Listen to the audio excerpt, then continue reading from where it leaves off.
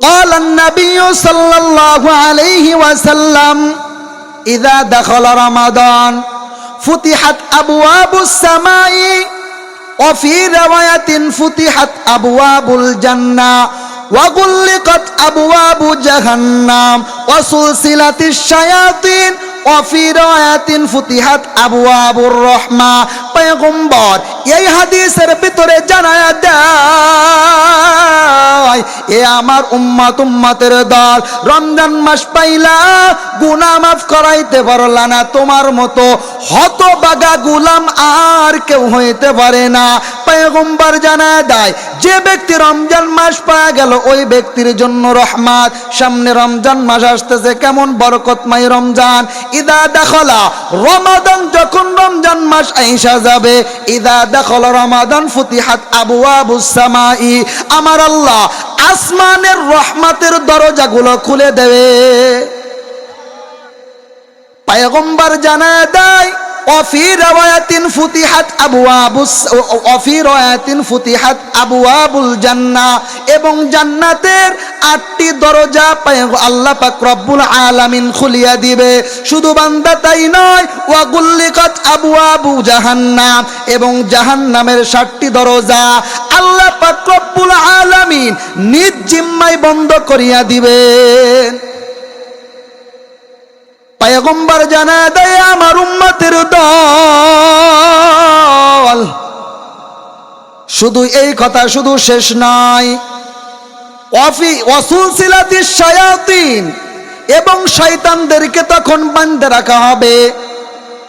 এই রমজান মাসে কিন্তু আমাদেরকে কাউকে কিন্তু শয়তান ধোঁকা দিতে পারে না, পারে না। আল্লাহ জানায় দেয়, আমি শয়তানদেরকে আমি শৃঙ্খলাবদ্ধ করে রাখি, পায়ের ভিতরে শিকলি লাগাইয়া আসমানের দিকে আমি লটকাই রাখি। কারণ আমার বান্দা, আমার বান্দি যখন ইবাদত করবে রমজান মাসে, আমার ইবাদতের ভিতরে শয়তান যেন ব্যাঘাত না ঘটাইতে পারে। শয়তান, তুমি 11 মাস আমার বান্দা বান্দিকে তুমি ধোঁকা দিতে পারছো, এই একটা মাস তুমি দিতে পারবা না, আমি তোমাকে আবদ্ধ করে রাখলাম। আল্লাহ জানায় দেয়, এ আমার আদরের গোলামের দল, এই রমজান মাস তুমি যখন পায়া গেছো, তুমি পাইছো বরকতময়, তুমি ইবাদত করো। রমজান মাসের রোজা সব থেকে দামি হয়ে যায়, কারণ নামাজ আপনি যদি পড়েন, এই নামাজ কিন্তু মানুষকে দেখানোর জন্য পড়া হইতে পারে কিনা, কিন্তু রমজান মাসের রোজাটা এত দামি, এই রমজান মাস কিন্তু কাউকে রোজা কেউ কিন্তু দেখাইতে পারে না। কারণ আপনি আল্লাহকে সন্তুষ্ট করার জন্য আপনি রোজা রাখতেছেন, আপনি কাউকে দেখানোর জন্য রাখতেছেন না।